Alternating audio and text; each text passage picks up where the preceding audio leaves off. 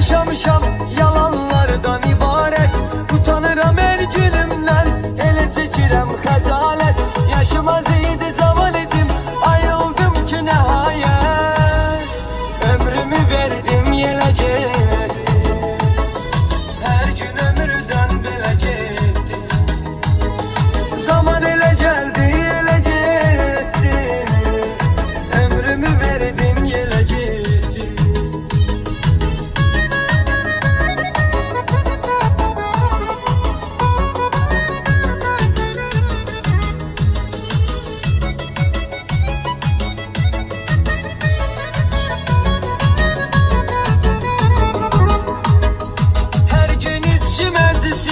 Gəlirdi hər şey xoşa, uyub bu tür şeylərə çox şey verdim boşa.